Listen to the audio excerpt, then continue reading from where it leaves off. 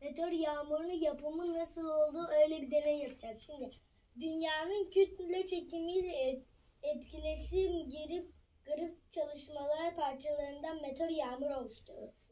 Her sene Temmuz ortasında başlayan yağmur parçası akımında konumuna göre 9-14 Ağustos arasında zirveye ulaşır.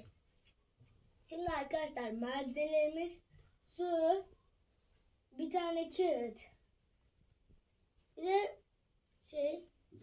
zerdeçal.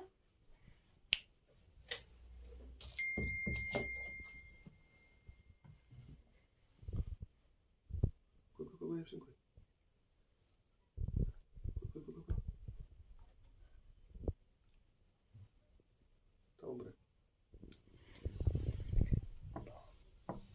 Anlatmaya devam et.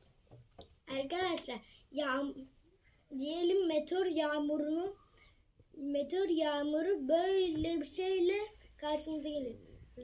Biz böyle canlandırabildik ama meteor yağmur büyük de